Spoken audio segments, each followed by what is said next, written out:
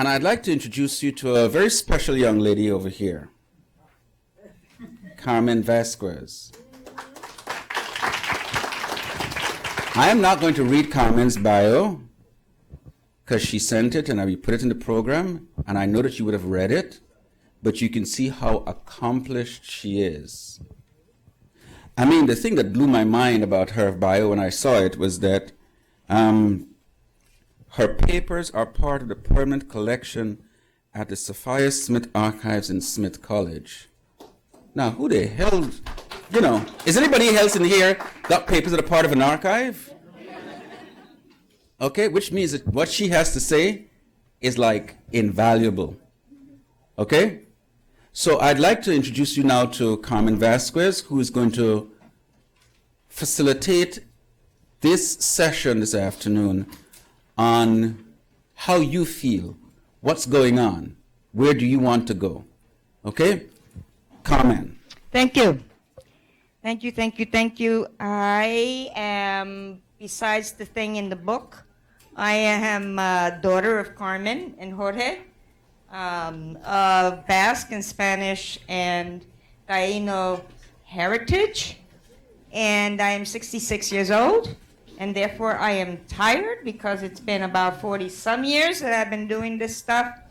And I am really happy to be here. And I am not speaking today, which is too bad for you. Yes, I am humble sometimes, but mostly not.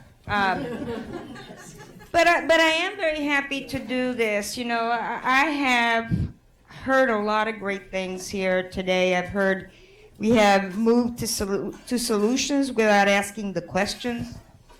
I have heard about the mandatory 34,000 people that are in detention for immigration issues. I've heard that psychotherapy will not work with people of color. I've heard about a lot of great ideas for creating safe spaces for ourselves. One thing I have not heard a lot about is sex, which is unfortunate, because I think it's one of the things that we are really traumatized by and that we do need to address. But you all have been sitting all day listening to really smart people and great presentations and looking at a lot of PowerPoints, and it's now time, because there's brilliance in the room. I know there is. And so now it's your time to share with Antoine and the organizers of this incredible day what you think. Where should we go from here? What are some of your thoughts about things that weren't talked about here today in terms of mental health for people of color and ways of dealing with trauma in our lives? So really, this is your session. You go.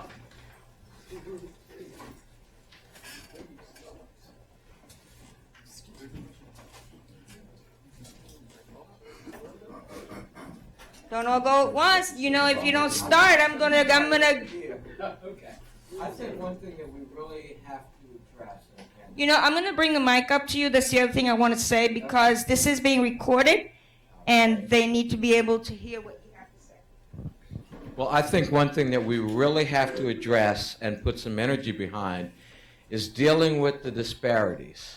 We talk about it with regard to what's happening with physical health, but we also need to talk about it more with regard to mental health as it relates to the lack of access to services that people of color have and that LGBT people of color have. Who else? Yes.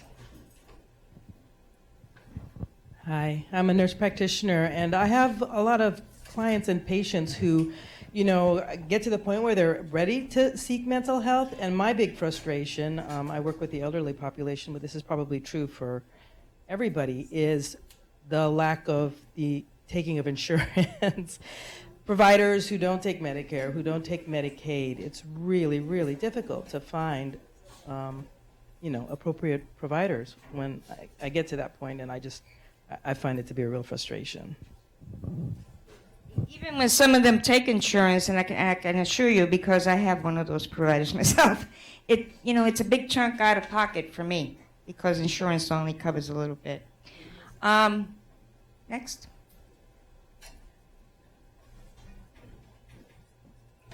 I'm gonna get a workout here today. Yeah, it's good. Most of the time, by the time people get to this point, you've done some introspective, but I think that now is the time for our community to start looking at how we present sexuality and mental health with children, because the sense of family has changed, but the textbooks are still using he and she, and they're still using binary terms that, unless a group that is not included in the terms maybe has to look at a curriculum where it introduces normal sexuality and normal things, because the television is not doing it. They're making it very animalistic. They're destroying what we know as normal sexuality. And so I think that it needs to go from elementary school, and we need to be the ones to develop it. What do you mean by normal? That sex is a normal part of life. It's a normal part of life. Okay. And we're not taught that in school. It's like it's a secondary subject. It's a normal part of life. Mental health is a normal part of life.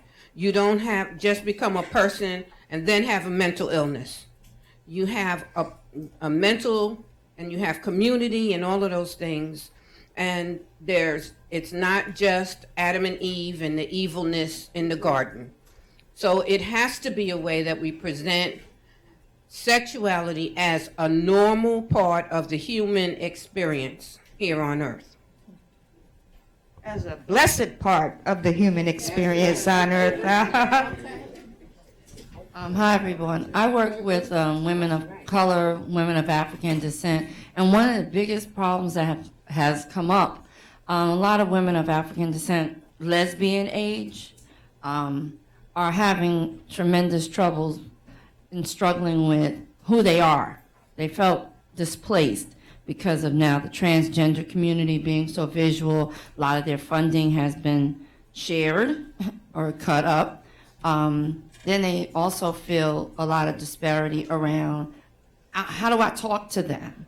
And I'm like, didn't you just go through the same thing that they're going through? How do people talk to you, the lesbian? Now you got to learn another language. So there's so much undervalue of people. And since we are talking about people of color, LGBT, we have to work on our images. We have to tell each other thank you and say when a person looks good.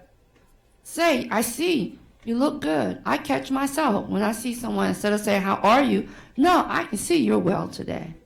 I see you're beautiful today, because we are losing our spirit. And if we don't have spirit, we're never going to get enough courage to even address mental illness or anything else. So I'm asking you, please, we have to be more supportive and not be busy texting and into our own little world. We got to talk. We're losing our voice through technology. We have to start talking to each other and saying, how are you, in a real sense, not just in passing, but, how's your mom? How's your family? I know you lost your mother last year. How are you? We're not doing it, so please do that. Hello, excuse me. Hello, everybody. My name is Chi Mitchell. I want to give an answer to the nurse practitioner over there. I am an RN case manager, and I work with seniors. Any new medical illness or diagnosis made by you or any physician must be paid for by the insurance. If they have mental illness caused by some other illness like HIV, lymphoma, or leukemia, or the treatments, or breast cancer treatments, that also must be paid by the insurance. And if they get an old diagnosis, then they must buy the rider to add into the insurance, and then that will pay for whatever service you want to get for them. Yeah, no, my frustration is finding providers who Well, the trend is happening that a lot of medical doctors do not want to take Medicare, only because of the fact that Medicare only pays them 80% of what they want to charge. So I find that a lot of doctors suit up their cost when the patient comes into their office, and they can then get the adequate payment.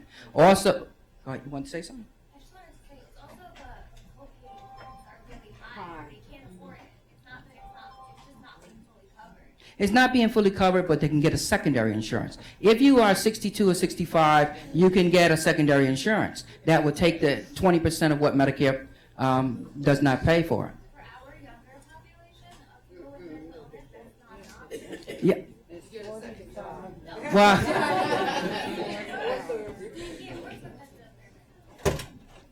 if they cannot work because of their mental illness, that's considered a New York State disability. Then you apply for New York State disability. That's a different type of insurance. If they got to that point. Well, what I'm saying is that you have to help them get to that point. They have to apply for those paperwork. That's what social workers are for. And we have plenty in the house to tell you all about how to do that.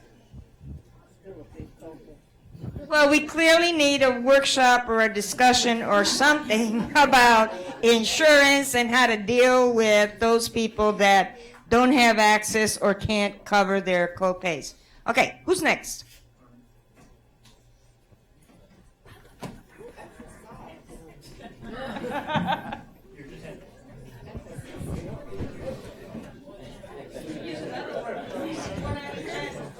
Sorry. So I'm a nurse practitioning student and I'm an RN. And I just wanted to comment on what the lady in pink was saying. I'm sorry, I don't know your name. Hey, I'm LJ. Hi. So there's it was reflected here today. There's something really empowering about creating spaces of recognition of each other. And the thing that you said made me think about, there was a study I read a couple of years ago where old ladies going to church their blood pressure was taken before and after someone said, "You look so good today." And their blood pressure dropped. There's a physical response to recognition of oneself and one's self-care. And I think that in these kinds of spaces, it's important that we not only recognize that, but take that out into the world to help support each other's struggle and trauma, which is so actively erased in our day-to-day lives. So, yeah. Thank you.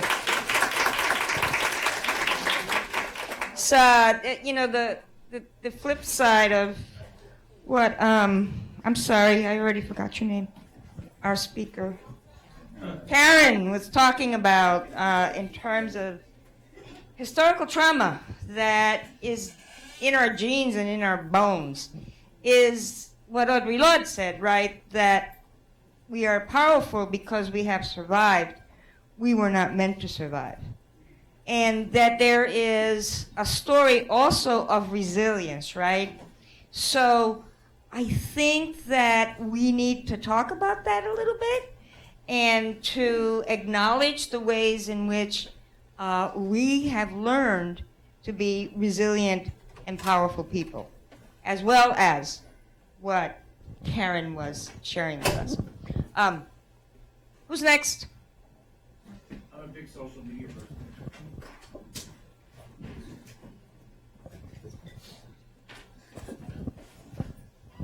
I'm a big social media person, and SAMHSA brought us in 2013 to just do what we talked about, journaling, and it's storytelling. And you guys have a Facebook page, and everyone here today should go to that Facebook page and post, okay? And not only that, we got that wonderful logo. Take your picture off of it and put that logo in there, and just do what they did with the equal rights thing, and get that floating around. And that's empowerment. And just literally, I mentioned it, I write for queermentalhealth.org. They're looking for writers, queermentalhealth.org. They don't pay anything, but you know what? It's exposure, okay? And if you have another blog that you blog about, they let you reprint your articles back and forth. So you get to promote your work on their website, and that's flooding the internet with all our wonderful stories. Thank you. I also commend Antoine on having this focus on mental health. And I think, yes, let's get. And I think we need to continue that, but I also wish that in the future we'd find some way to include our brothers and sisters who are incarcerated or formerly incarcerated into the picture. Thank you. Yes.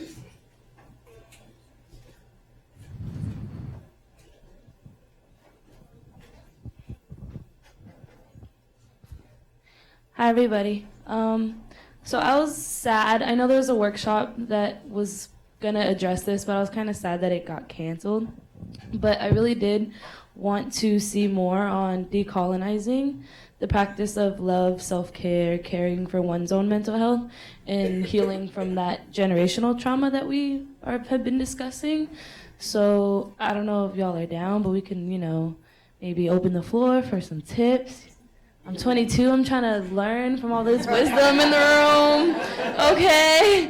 It's a once in a lifetime opportunity. I had a crowdfund to get here, so all the way from Los Angeles. All right, who wants to help the sister?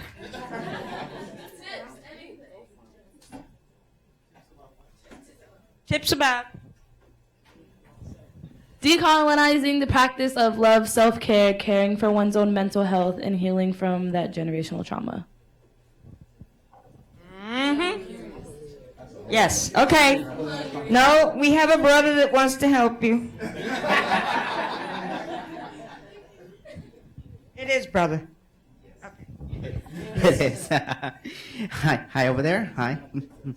Well, what I think I can specifically say, coming from a person in his 20s, the one thing I guess I could say in regards to self-care is that as long as you know how to take care of yourself, it's going to be reflected on the people you have in your circle, because if you don't know how to treat yourself, then how do you know that you're going to be able to treat other people?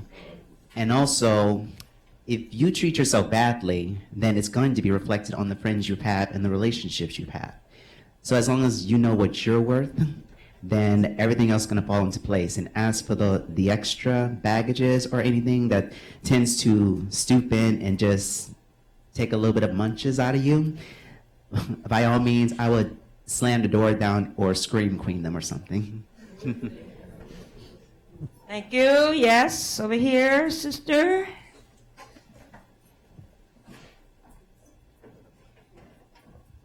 Thank you. My name is Bethy Victorin, and I don't know if I'll answer your question, but I'll give you a little story. He just mentioned, self-care is important. For me, when I was 18, my mother had a mental breakdown. So a neighbor came up to me and said, "Hey, I see your mother on Columbus, and she looks crazy." Again, that kind of verbiage they used to use.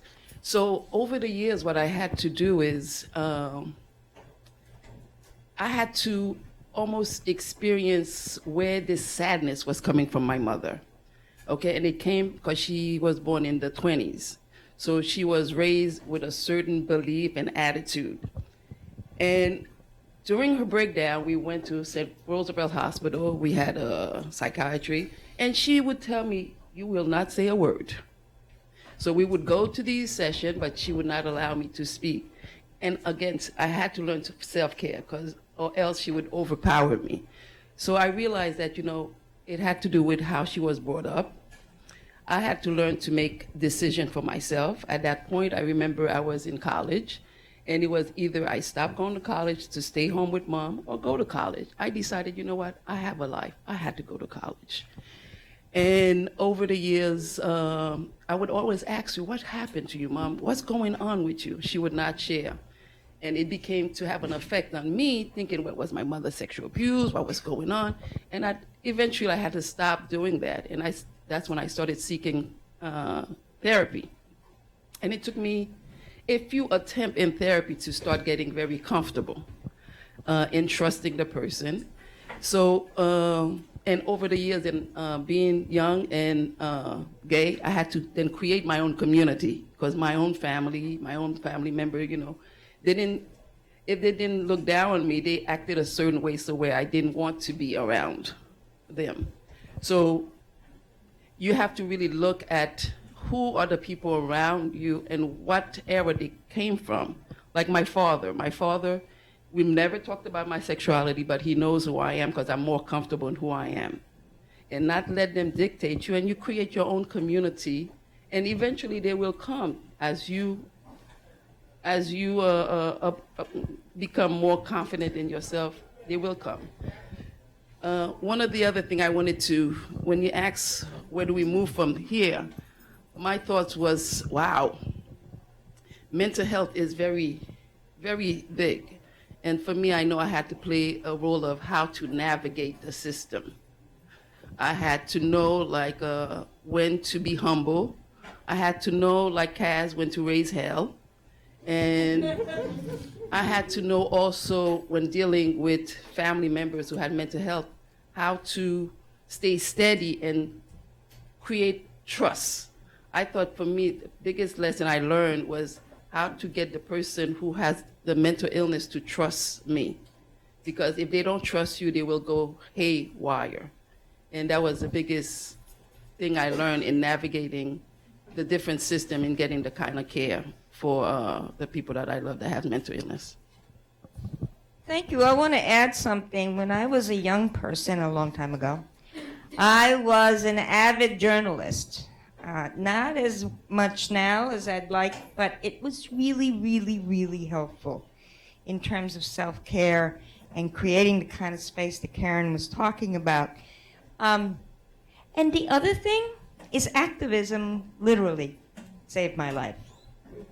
Because I came from a place of deep despair, from poverty, from a mother who attempted suicide, from all that generational caca. And once I had the ability to do something about all the shit around me, it gave my life direction and meaning that would not have been possible without it. And so I often think of activism, being involved in something, as decidedly something that is good for your mental health. Karen, yes. I need to shout. Go ahead and shout while I get there. Just in response to decolonizing, I think acknowledging something and giving it a name is very powerful. Like knowing that it exists and that it's there is really powerful. So my first name is Karen. My mother thought it was exotic. I'll be honest, she found it in a book, she thought it was exotic. So she named me Karen. At the same time, she said she gave me this name so that when I fill out forms, people wouldn't judge me. And I'm very grateful for it, because now when I go into spaces and people look at my documents and they say Karen, it's not a very ethnic name. But then I also know many people who do mantras and meditate and go on retreats, and they're really happy with this name that their white pundit just gives them. And they get to say that this is my name, and they change it on Facebook. And so I have all these white friends with Indian names, and I'm Karen. But you have to name it, and I call them on it. I'm like, you can say that your name is Kali, this goddess, and blah, blah, blah. My name is Karen, because my mother knows that for me to be able to go to school and to fill out documents and to have someone be able to pronounce my name is sometimes more important for my survival. And you have to acknowledge it. I mean, I have really ridiculous middle names that I love, and I write, and I use them as my pseudonyms. And I really struggle with the name Karen, but acknowledging it is powerful. You have to name it. You have to name it. We can't hide it. We have to talk about it. And naming it is decolonizing. I'm not running this, sorry. You could. I used to know a lot of Yohimbes in my youth in San Francisco. I saw a hand back. Who was it? Hello. Down here? I missed it. Oh, boy. Just pass it. No, pass it up. Pass it back.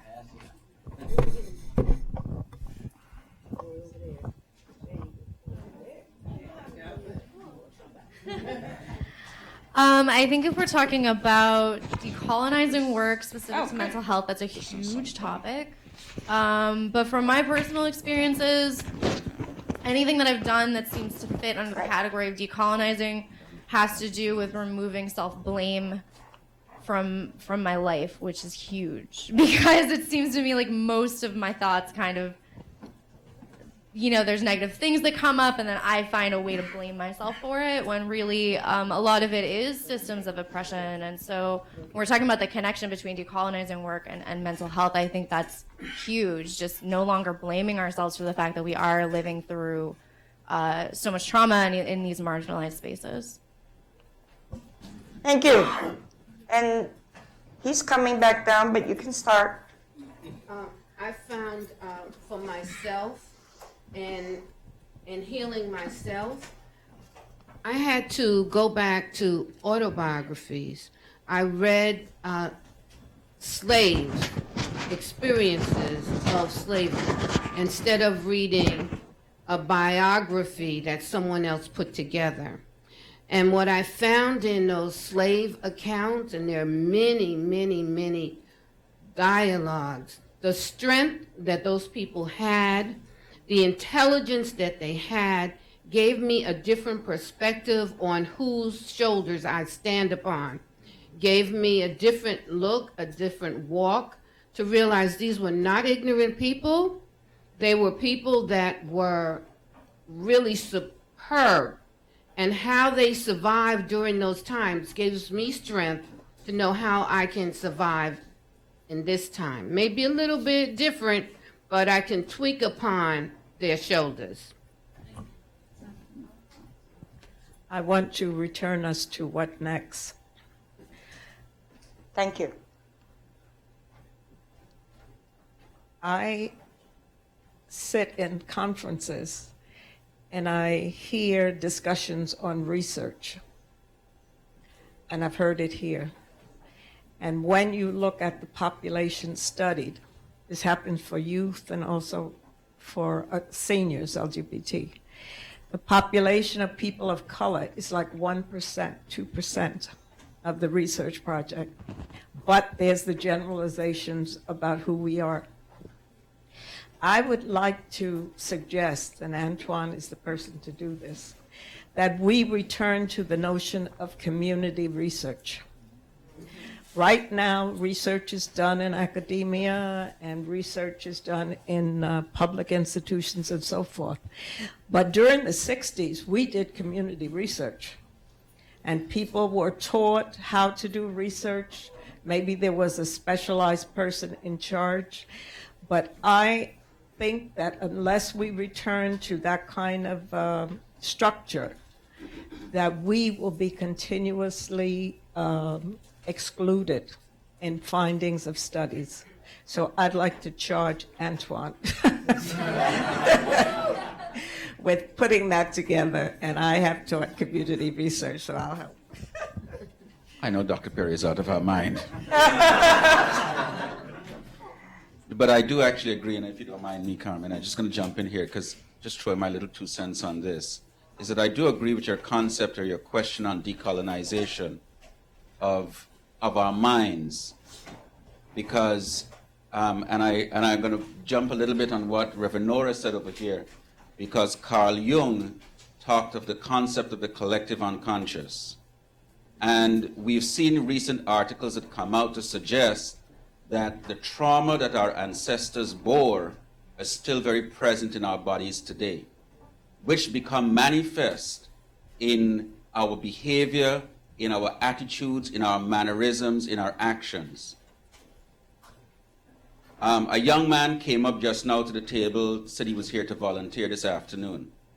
His approach to the table was one of not deference, but fear. And he was coming to offer himself. There was a group of black people sitting behind that table. This was a black young man. but he was in fear because he was not sure what kind of response he was going to get. And I remember the words of Bob Marley, who talked about the same concept of decolonization is emancipate yourself from mental slavery, but none of us can free our minds. And when I stop to think about those words from Bob Marley,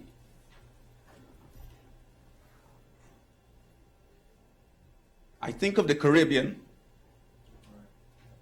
and I think of the homophobia that the British have imposed on the people in the Caribbean while they were secretly having sex with the slaves, but then said that Christianity said it was okay. I remember, and I see here in the United States, that Christianity was used as a tool to oppress and for slavery. And we still carry that today, but yet we still hold on to some of those concepts in our minds. One of the things that I have learned, and it's going to shock some people when I say this, is that I no longer believe in God. Because I think that God is a creation of human to control. And there is no point that I do not need God to help me understand how to treat Carmen well. It is my relationship with her as a person that is more important. I don't need God to tell me that. Because God has been used as a tool to force us into subjugation and to oppress us. And if we can free ourselves from that concept, remove the God from our lives, then we'd see our relationship with each other much better, and we can live much better, wholesome lives. That's all. Thank you, Antoine. There's a speech, paper, whatever you want to call those things, a long time ago called Wounded Attachments. And what it's about is that people who are wounded often wind up being attached to the very things that they're wounded by, right? And that in order to heal, we really have to figure that out. What is it that we've been wounded by, and and then why is it that we keep wanting to come back to that place and remain attached to the very thing that wounds us? And I think that's some of what you're talking about. God has wounded us. Maybe not God, but certainly the institutional church has wounded us, and yet we remain attached, right? And that those things, that's a thread that runs through all of our legacies and communities as gay people, as people of color. And I think it's double, right? Double whammy. If you're queer and of color, you've got even more to be wounded by and bad things to be attached to. So who else? What else should we be doing? Yes, he's gonna go. He's giving me a break. Working off that lunch, right? Who is it? Oh, good.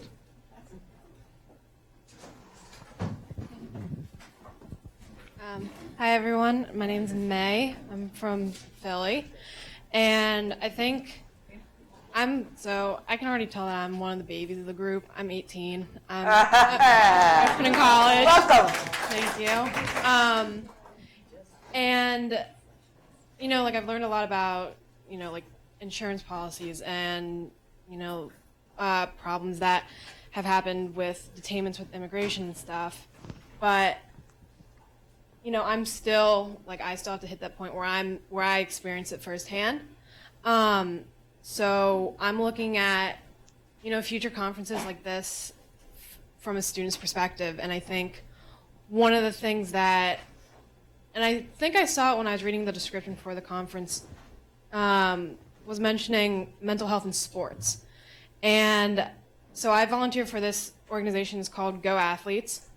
It's the nation's first organization that was founded by student athletes for student athletes. And we work K to 12 and then in college athletes. And I actually helped create this project this year for National Suicide Prevention Month called Project Speak. And it's about trying to bring the athletes out athletes, or not out athletes, they could post it anonymously, and talk about their journeys with mental health through coming out.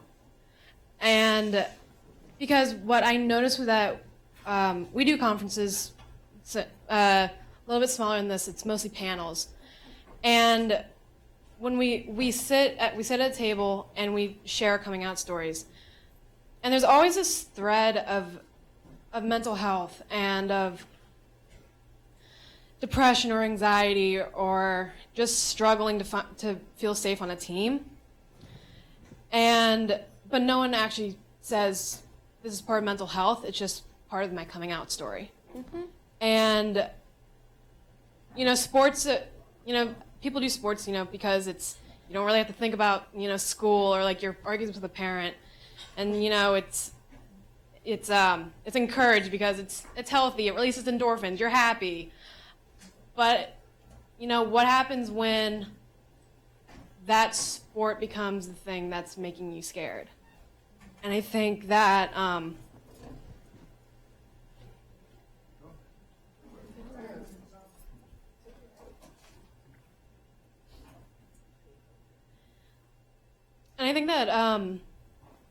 conferences, especially for minorities like people of color, you really need to get down to like the student level, because you see it in professionals, but at that point, that it's their careers. They have enough money to pay for things. They can go and buy their own house if they have to they have to leave their families.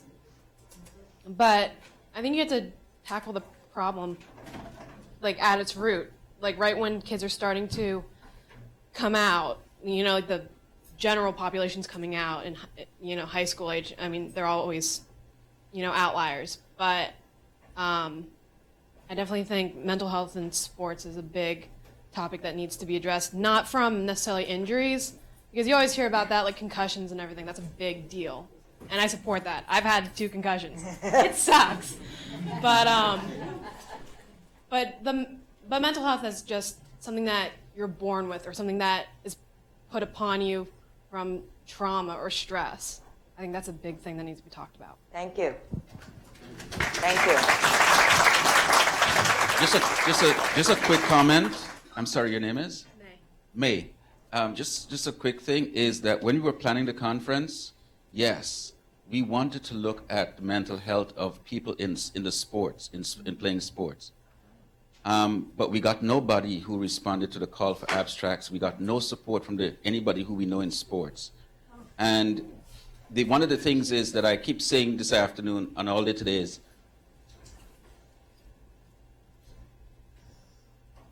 how overwhelmingly I am happy that you are all here, because there are many people right here in New York who do not respect what we're doing.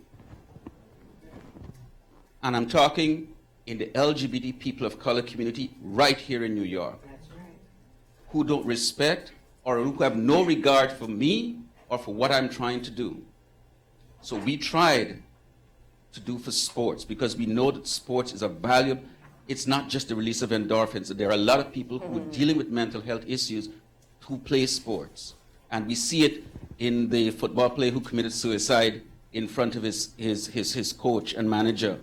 We see it in not just the results of the concussions and the depression, but there was Roy Simmons, who wrote the book coming out in the NFL, who was an NFL player, who talked openly about his depression, his drug use, his violence, who ended up working as a baggage handler at JFK and then eventually died a year or 2 years ago, and lived a very unsuccessful and painful life at the end of it.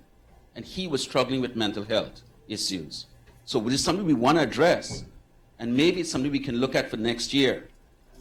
Yeah, go ahead. There's something I want to add for next year. And I want to make this quick, and it goes along with the decolonizing. I mean, maybe it's a theme of decolonizing mental illness or mental health going forward as a potential theme in the future, to go along with the ideas of being heard and about waiting for people outside of us to get to know who we are so that they could pretend to take care of us when they really don't care about us, right? What this reminds me of, what's going on now, is a very sobering discussion that would happen to be a fruitless breakfast that Antoine and I attended with a very, very wealthy pharmacological company, right? Who said they couldn't give us any money towards this conference. But what we left from that breakfast understanding, the most viable piece of information is that they, first of all, that they don't prioritize us and what it is that we're trying to do here. They do not. Second of all, what they focus on is one thing. Antoine and I left that breakfast disturbed about the fact that they don't know that mental illness is and depression can be at the foundation of some of the other stuff that our community is dealing with, like cancer, like HIV, like incarceration, right? Thank you for bringing that up. That is definitely something that's missing, right? So we talk ourselves into a situation, it's been set up, this is systematic, that we rely on others outside of us to take care of us, give us money, give us the structures that we need, et cetera, et cetera. I say going forward, we need some instruction on how to organize as a community, pay for our own shit, right? Instead of waiting for people outside of us to pay for the shit that we need, right? To take care of us. I think we need to discuss amongst ourselves how we are going to take us to that place. I really am tired of asking other people to pay my ass to do something for us when they don't care, when they don't care. Hi, I just want to interject that the other thing I didn't see and hope to see more of next year is more conversation about the mental health needs of the transgender community. Hold on. Dr. Perry, could you finish off making some notes there for me while I'm running around? So the first one was mental health in sports, and the other one was the transgender that Carmen is talking about. And that your friend is very important. How are we going to support ourselves in making this stuff happen? Hi, I have a lot of thoughts that are in my brain, so I'm going to try to be concise as much as I can. But one of the thoughts that I was having throughout today, I guess thinking about how a lot of people get, the many different ways that mental health issues, struggles, and challenges come to be in manifest in certain people, and how that comes to be. A lot of issues, especially that we face as queer and trans people of color, are come from dealing with the intersections of these multiple things that we're experiencing in our lives. And so I'm an educator. I'm also young, and thinking about what can we do now for young people so that they don't necessarily have to go through the same, I constantly thinking, how do I make it so that my youth that I work with, or my children, whenever I have them, what can I do so they don't have to experience the same thing I did, so they feel validated, so they don't have to be confused, they don't have to go through the types of depression and other mental health struggles that me and my queer peers have gone through. And I just wanted to share really quickly something from, I don't know if anyone has read All About Love by Bell Hooks. I'm only halfway through, but the first 2 chapters kind of just set off this whole light bulb for me. She defines love as the process of prioritizing your or someone else's well-being, but she also defines it as a mix of various ingredients, including care, affection, recognition, respect, commitment, trust, as well as open and honest communication. And I think that thinking about love is a really ambiguous term, but thinking about how can we provide love, especially to young people, as you were talking about students, how can we provide love in all these different aspects, not just care, not just services, how do we actually have treat people as people and provide actual love and respect and all these different components that make this up. How do we provide that to people in order to foster mental well-being, so people don't end up in situations where down the line they are in such crisis situations. And I think I got a lot of useful tools today from the training on community support and all of that, but it's looking at the root before. So if you have all these people who are in their 20s, 30s, 40s, 50s, 60s who are now trying to identify the roots of their problems, how do we create families and spaces and community spaces in schools where we're giving them positive roots so they don't get to that point. I just wanted to share that definition of love so we can all think about that when we interact with young people, and thinking about like how they need that recognition and validation and to be seen as humans so they can grow and be great. Thank you. I don't mean to take up space, but this just made me think of something that I was really looking forward to. You do need to take up space. It's quite all right. Thanks. Balance. True. Okay. Speaking of young people and mass incarceration and the QPOC community and mental health, I would have really liked to see next year maybe somebody come in and talk about the mental health issues surrounding foster youth, because there's a lot of foster youth that, you know, end up in care because they are QPOC, because they are people of color, because they are poor, because they are affected by the school to prison pipeline, and it's just very, you know, circular and systematic the way that kids are taking away from their parents because their parents get incarcerated or don't get treated for the mental health issues, or because their parents weren't equipped to be the best parents that they could be. Their children end up in care because of developmental issues, or they have their own mental health issues. And then what happens to those youth when they have mental health issues or behavioral issues or learning disabilities, and they get pushed through the school to prison pipeline instead of getting treatment. Or because they're queer or because they're people of color, they, you know, get criminalized instead of treated. Or maybe they do something that they're not supposed to do because they can't afford treatment. And yeah. Thank you.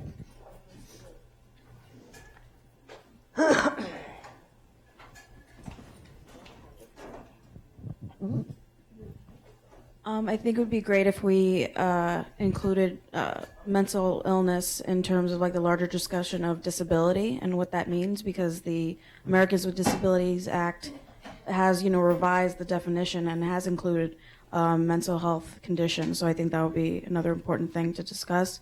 And again, just thanking Antoine for creating a space for us to just be here. I see that there's just so much pain among everyone here, and it's like, it's hard.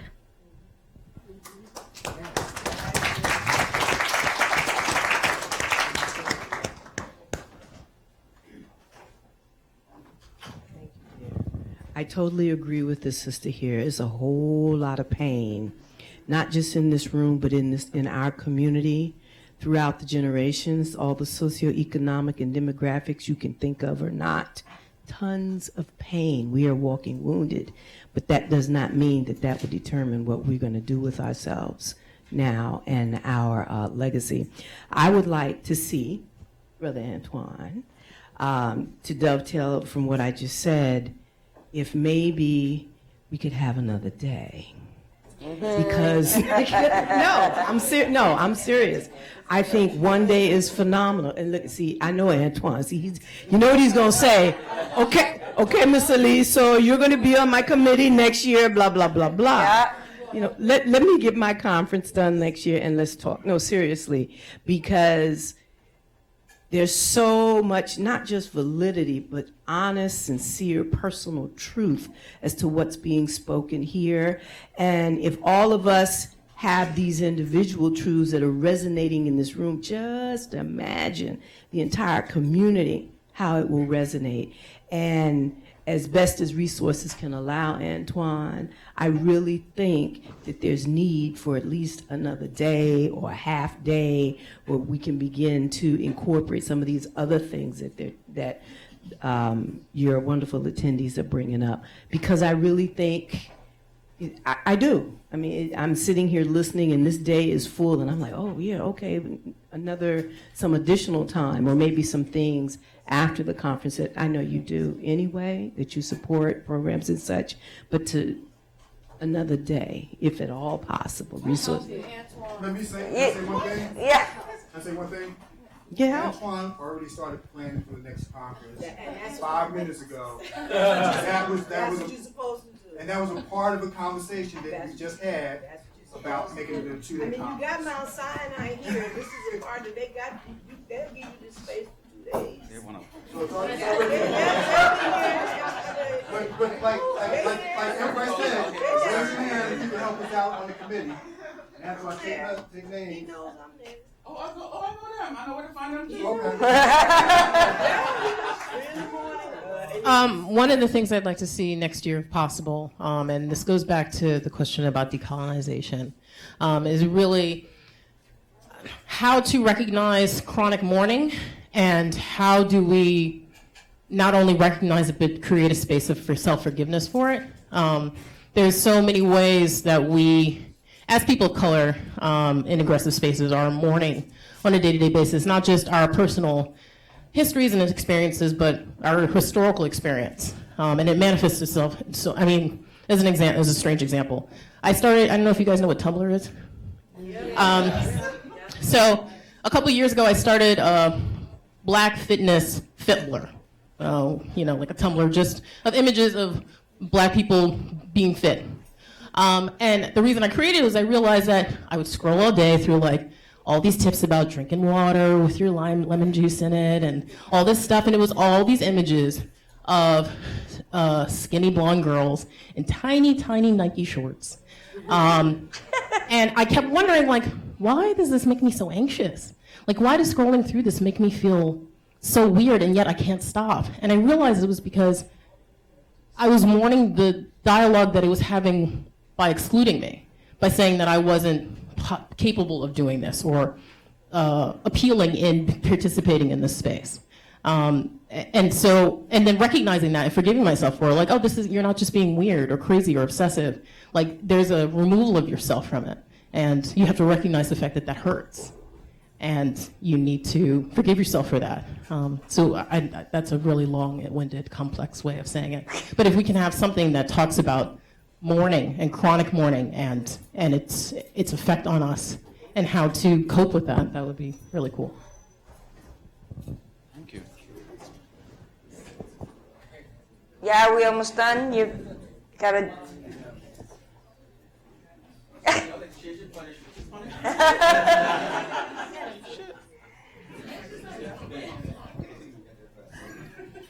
I'm a social worker and I work with some individuals who are men of color who have sex with men, but for a variety of reasons do not identify as LGBT. And I'd really like to have a discussion on working with people in this community and best practices and mental health of men who have sex with men but do not identify as LGBT. Pass it down to the brother.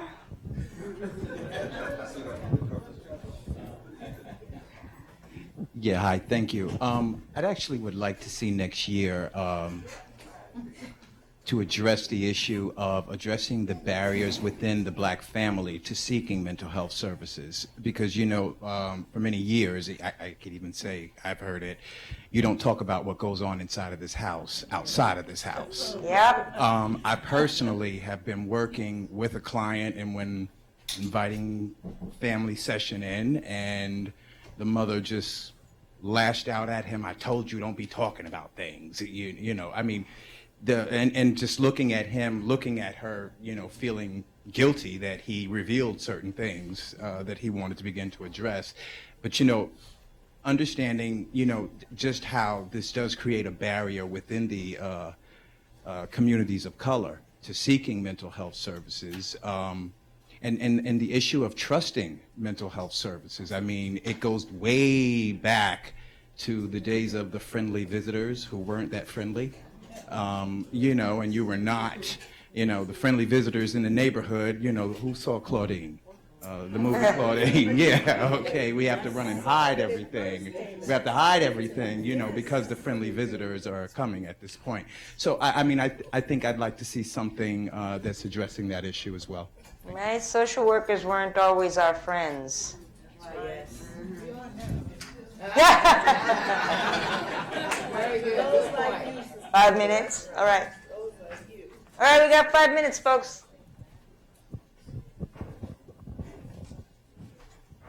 I'll be brief.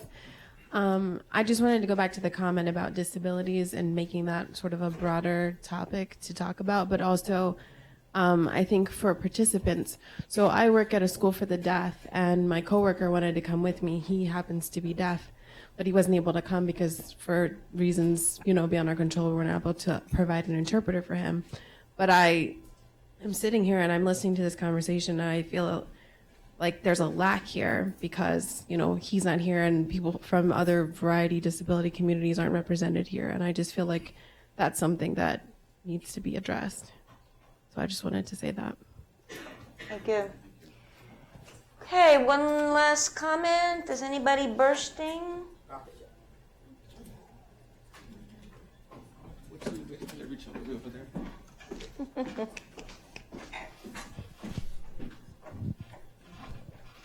I'd like to see a discussion or a session devoted to the concept that pain is inevitable, but suffering is optional. I think that's really very relevant, to our community. And a lot of the suffering that we have, we can find a way of eliminating that by really looking at, back to the concept that was talked about earlier, about attachment. What are we attached to? And the suffering usually comes from attachment to greed, hatred, or delusion, or all three. And we need to look at that and see how we can, in addition to all these things that have been said, how we can save ourselves. Pain will come, but we don't have to go through all the suffering that we go through. Thank you. So, we done? Yeah, I think we're done. We done? Thank you. Thank you. Thank you.